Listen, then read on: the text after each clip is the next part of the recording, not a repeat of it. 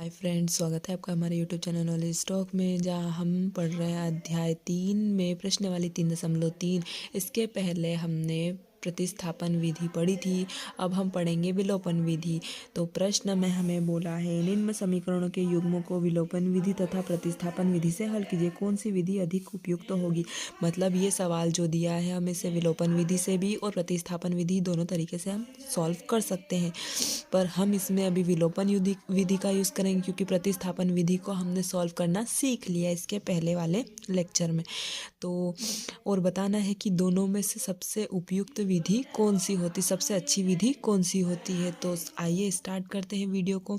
तो क्या दिया है, x + y = 5 और 2x - 3y = 4।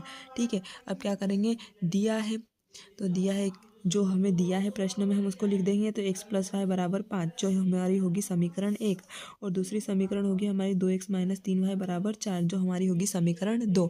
अब क्या करेंगे, समीकरण 1 और 2 में विलोपन विधि से हल करेंगे। ठीक है, कौन सी विधि का यूज़ कर रहे हैं, विलोपन विधि का हल कर रहे हैं, यूज़ कर रहे हैं। तो समीकरण 1 में अब हमें क्या करना है कि ऐसी नंबर बनाना है कि हमें यहाँ से x की वैल्यू मिल जाए या फिर एक y की वैल्यू निकाल लें हम इसमें से।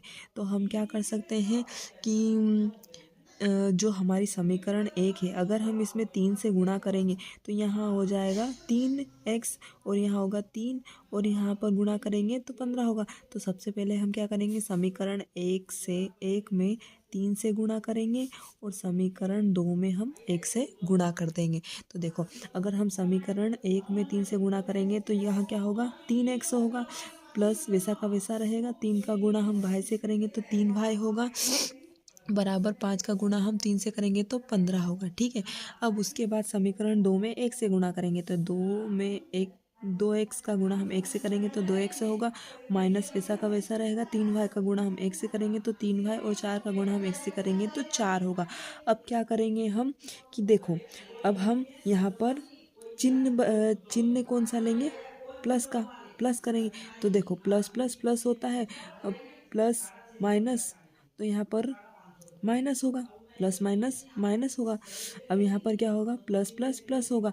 अब देखो, प्लस का 3y माइनस का 3y कट जाएगा, तो यहाँ क्या बचेगा, 3x और 2x कितना होगा, 5x होगा, और 15 और 4 कितने होंगे, 19 होंगे। तो x बराबर 15, सॉरी, 5x = 19।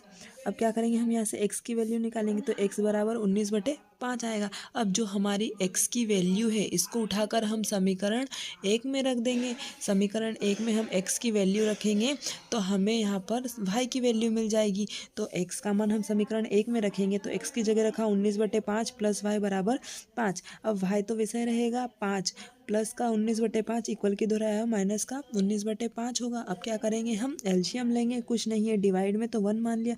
5 का एलसीएम क्या होगा, 5। अब 5 को हम भाग देंगे 1 से तो क्या होगा, 5, और 5 का गुणा हम 5 से करेंगे तो कितना होगा, 25, और माइनस 19/5। अब 25 में से 19 माइनस करेंगे तो 6, और डिवाइड में आएगा 5। तो y का मान कितना है, 6/5।